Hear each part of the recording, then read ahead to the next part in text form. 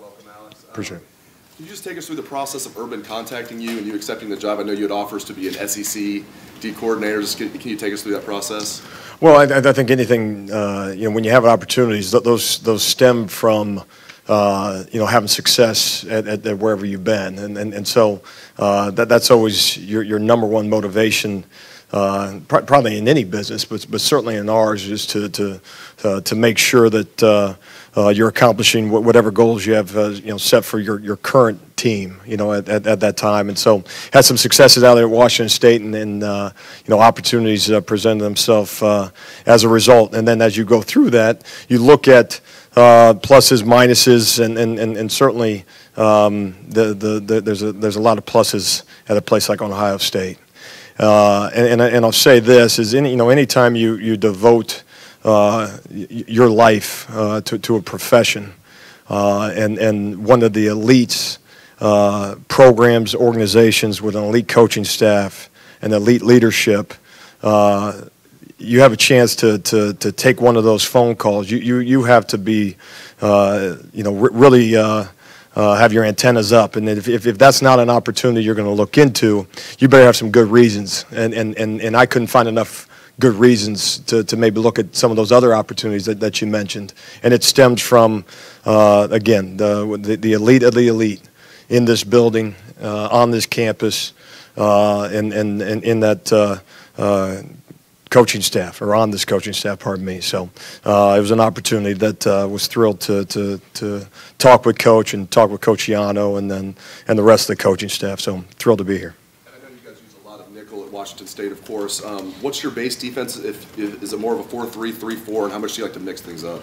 Yeah, I think it's important always to call it variety, but have the ability to mix it up. And I think certain programs lend itself to mixing it up maybe more than others, based on personnel. I mean, I think that's kind of where you start. We structured out a 3-4 in my time at Washington State. It was probably more 60-40 in terms of actually being in a four-man front. Probably more similarities and differences as you go through the scheme itself between things in my past and the things we do here. Third row right, Nick Petrovich for the Toledo Blade. You were certainly not the first Mount Union teammate to be in the coaching world. What's made you guys so good at college coaching, and how often do you keep in touch with Jason and Matt? Sure, and I'm probably, I tell everybody this, I'm the least successful Mount Union, coach there is, so I'm just hanging on. But no, you mentioned Jason Candle at Toledo has done a phenomenal job. Matt Campbell at Iowa State, and we're all teammates. And there's others, but those are the guys in head roles at this point have done a phenomenal job in those roles. I think about Larry Karras being the head coach there for a long time, and you talk about a great brand of football at the level in which we played. I think the thing that you found there is if you prepared, you competed, then you had a chance to be successful. And I think there might be a little bit of a naive way of thinking, as you think, well, if you do those two things, you're going to win football games. And so you get into the profession, and then you kind of find out that that's not necessarily the norm. What takes place up at Mount. But no, I mentioned that coaching staff just tremendous. You get your undergrad in coaching at a place like that, and so that was a tremendous opportunity for all of us to learn from that coaching staff. Bill Rabinowitz from the Columbus Dispatch.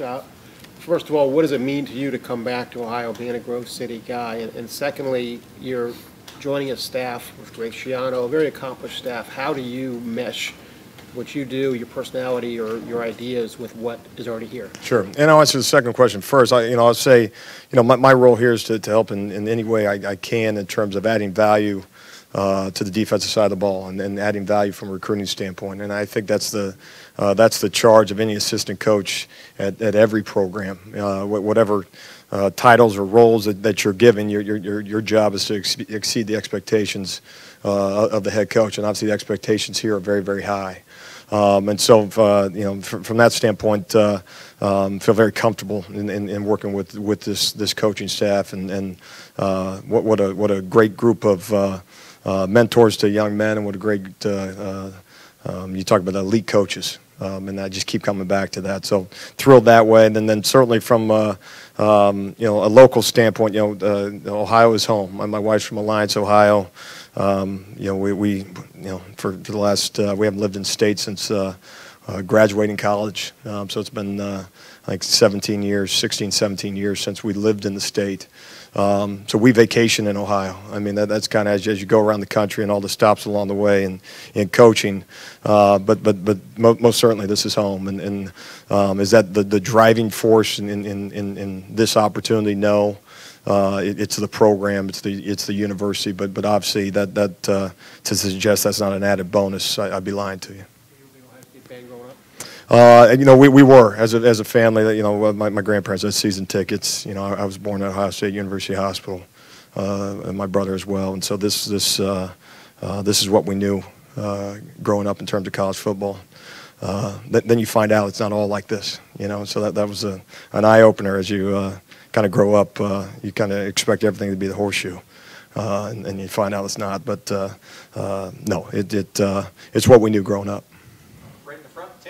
Tim Beal, Cleveland.com. Alex, I've often said, obviously, people know about what the speed D is, how aggressive you guys were, how fast you are. You guys have bigger, faster athletes here at Ohio State than probably you did at Washington State. But what similar philosophies are you hoping to bring in from what you did over at Pullman to mesh in kind of with what Greg Schiano and everybody else has here? Well, I think you mentioned that it's a style of play. It's not a call. It's a brand of football that back at my last place that we tried to attach to ourselves, and it was playing an aggressive style. Use the term downhill. Trying to get as many guys in the backfield, whether it's a blitz or not, as you possibly can. And so when you turn on the film here, that style of play is evident. So there's like I mentioned earlier, there's probably more commonalities than differences. Whether the huddle call comes in obviously differently in all those things. You mentioned personnel's different, but there's a brand. The best defenses in the country, regardless if you're 3-4, 4-3. High pressure package or, and whatever coverages you want to attach in the back end. The consistent thing that you see on film is style of play. And it's guys playing fast, it's guys playing aggressive, it's getting after the football, making sure that you're disruptive in the backfield. Some places may have to bring more bodies to get some of those things done. But like I said, probably more commonalities than differences in terms of that style, or at least the style in which we attempted to play. You got a young safety room you're working with. Jordan Fuller, really the most experienced guy. As a coach coming into a new environment, what's it like, going to a room where you got a lot of guys with little experience and kind of getting a chance to mold a new group of guys? Well, it'll be interesting, and you'll find out a lot more. Mentioned the guys this morning, however important, and it is, the off season is, but from a meeting room standpoint, from a walkthrough standpoint, and obviously we're involved in all those things and cranking it up, quite a bit now as we lead into next week. We haven't performed on the field yet. And that goes for all positions, whether you're talking about safeties or anyone else. And so we've rehearsed the calls. We haven't performed the calls.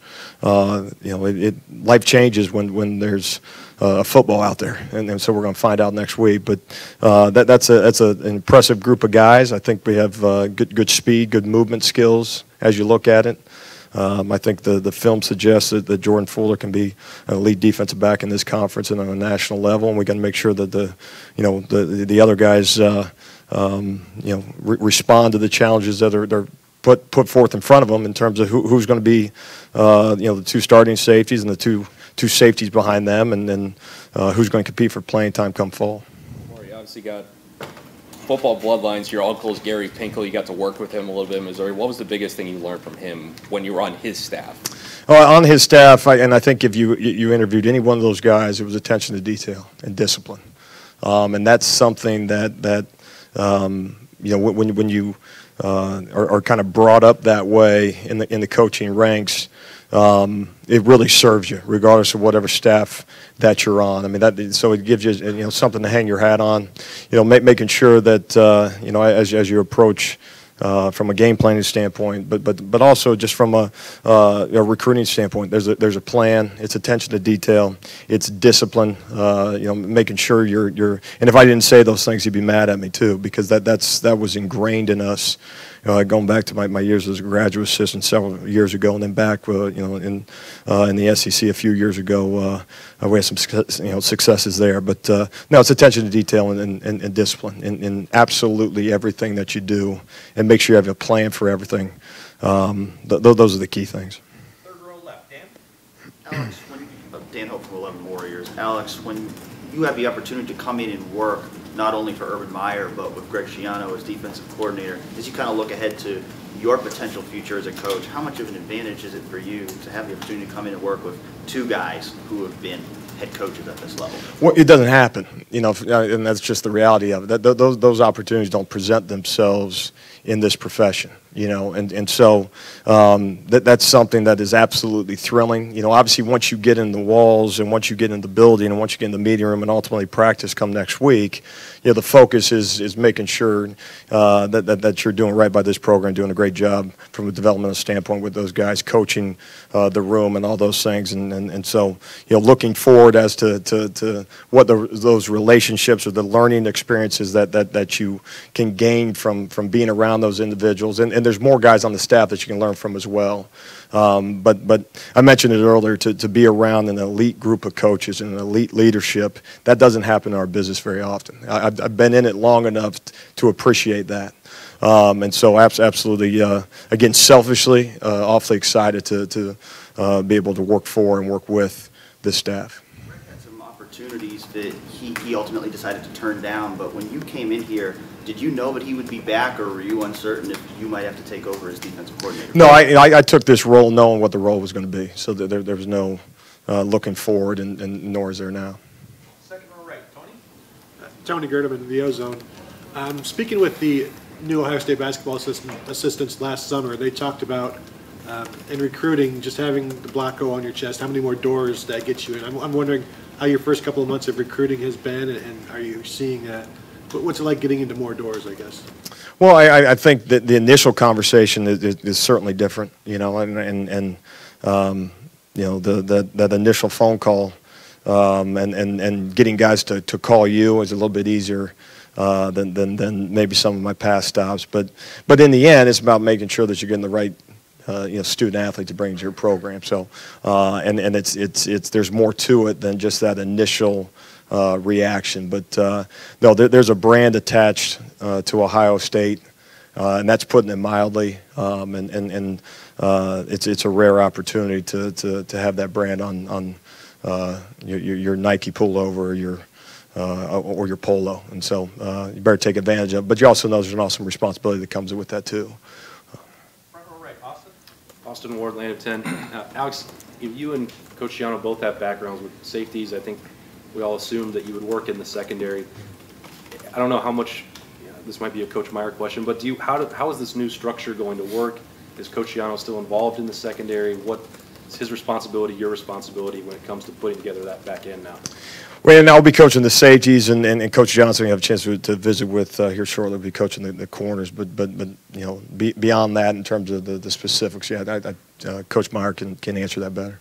What do you, when we asked Coach Schiano on signing day, about just the two of you getting to know each other, it's still early in that process. If you had conversations, or if you've had over the last couple of weeks, where are you similar to his philosophy in the back end? Where are you different? Very, very similar. You're talking about and maybe some people forget how successful Coach Schiano in a leadership role, as a head coach, and also we're talking about I think the 9th ranked defense in the country a year ago, so to pick his brain and hear his coaching points, how specific he is in his teaching. Again, I think broad picture, very, very similar. But anytime you go into a new situation, minus when you're maybe on a new staff, or you're in a situation where you're just flat out going to change everything, it's my responsibility to learn learn the language, not the kid's responsibility. So that's kind of been my my charge over the last few weeks to make sure that I'm singing the right song, you know, as opposed to reverting back to terminology and stuff like that. But big picture, philosophically, very, very similar. Yeah, very, very anxious to get on the field next week and kind of see it live and in color. Tim May, Columbus Dispatch. Alex, what is it like now that you're inside the building to work under Coach Meyer? What is he like as a head coach? How would you describe him? Well, I mentioned earlier in terms of attention to detail and discipline and all those things, and I certainly would use some of those same terms when you talk about this program and Coach Meyer and what he's built. I think the uniqueness, I would suggest that I have felt is a sense of urgency, a sense of intensity that I probably have only felt kind of being a part of new staffs in the past. So to suggest that you walk into the building and the program's built and you kind of feel like, okay, it's just on, okay, the calendar flips every month and this is what we do this month, and a sense that it's just another year, just another month, and we'll get ourselves to spring. It feels like it's a new staff and one that trying to build a program, and then I think that just stems from the high bar that he has set, Coach Meyer himself, and obviously the high bar at a place like Ohio State. In other words, there's an urgency every day to improve. Do you? 1,000%. Yeah. 1,000%. And you can feel it. Yeah. And one other thing, you talked a while ago, and it's funny because I was going to ask this question about learning the new language or learning a different way to say something. But what is it that you think you brought to Washington State that you saw the guys' eyes light up about? Obviously, aggression is one thing, but what is it that you kind of specifically brought there that got their attention? I think in a program like that, you're talking about, number one being effort. Effort's the greatest equalizer in sport. No one has a monopoly on that. And then bigger, faster, stronger, and all those things. And there's on a week-to-week basis, that you may be plus, you may be minus, you may be even. But if you get a group of guys with fanatical effort, and then you as a coach, it's your responsibility to put them in a situation where they're sound. But kind of philosophically, you're saying, okay, we want to be sound. Okay, our package needs to be adaptable on a week-to-week basis, making sure that we're not installing new defense for every single type of offense that you face, and that it's repeatable. So the things that you're doing in spring football, the same things you're doing in fall camp, are the same things that you're doing over the course of the season, so your guys can play fast and from an effort standpoint can kind of reap some of the benefits of playing an aggressive manner of defense. Quick thing, since you left Grove City, Larry Carey's, Coach Pinkel, the air raid. Are you kind of seeing the sights of college football from the standpoint of how to do things differently? Obviously you're back here now, seeing what Urban Meyer likes to do. But what's the main thing you've gleaned from all of those together? Well, I think number one, there's a lot of different ways to do things. I would say the consistent thing over time from a success standpoint. Is the leader in charge has a foundation, has a philosophy, and everything that works within that organization kind of either builds towards that or that is at the kind of forefront of every decision that's made on a day-to-day basis. And when it works, that is absolutely the case. And I've been very, very fortunate to be around strong leadership over the course of my career, and certainly continue that here. We have time for a couple more questions. Second row left. Alex, Ari Wasserman, The Athletic. I was wondering, obviously when you take a job as an assistant, your relationship and, working for a guy like Urban and working with Greg are big pulls for you.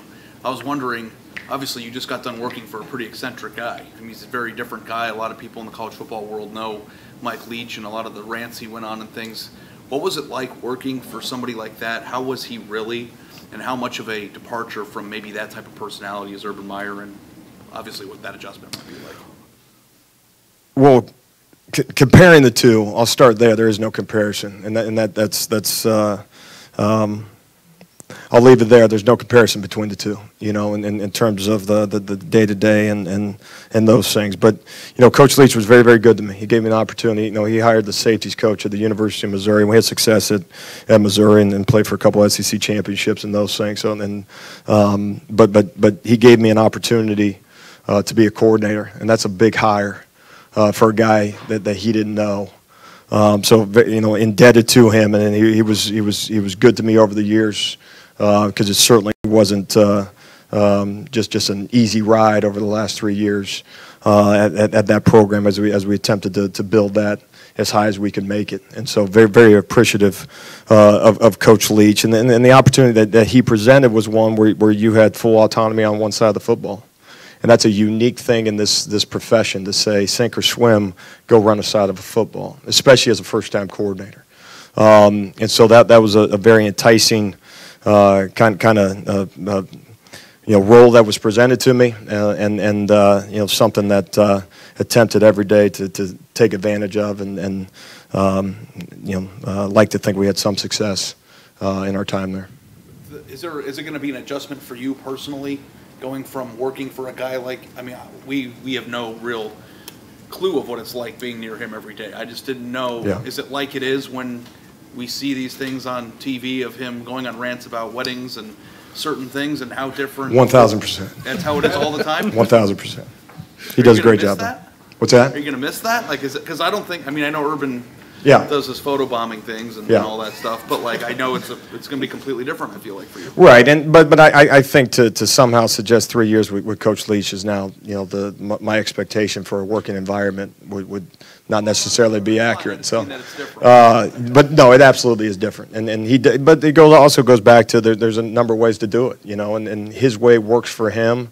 And certainly, you know, and I'll reiterate it, just very thankful for the opportunity. That, you know, we had a good working relationship, and like I said, I like to think, you know, both of us had some successes because of each other as much as anything. You know. And last question for Alex, far in the back right, Aaron. Aaron Goldstein, Spectrum Sports. You mentioned growing up you were a fan of OSU. Was this always a dream job to have? And as you're coming through the ranks, is this always a job that maybe you had in the back of your mind?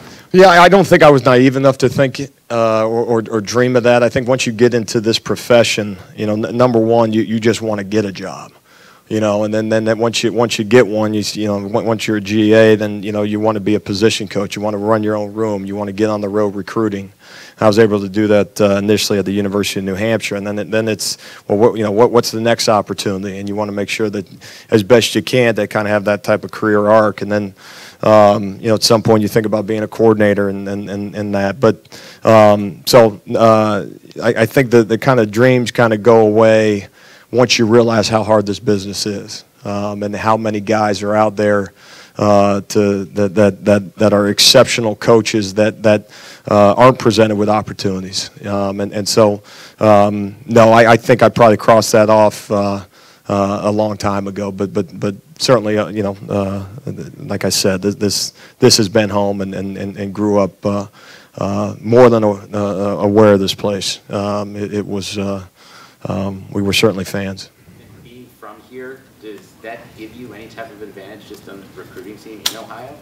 You know what? And that's an interesting question. I think, you know, my excitement about the university, or my knowing of Columbus or this state, you know, does that translate to a recruit? I mean, I think it's tough to gauge that. You know, I think in a lot of ways the university, from a sales standpoint, you kind of present what's there, and it's a pretty good product. And from a football standpoint, it's a pretty good product. And so in terms of, you know, my background or being from here, I don't know that there's a distinct advantage that way. I think this place has done very, very well without me. And so anything I can do to add to that certainly is my motivation. But no, it's excited to be here, but no, from a recruiting standpoint, I don't think that won't be what guys circle when they sign on the dotted line at Ohio State.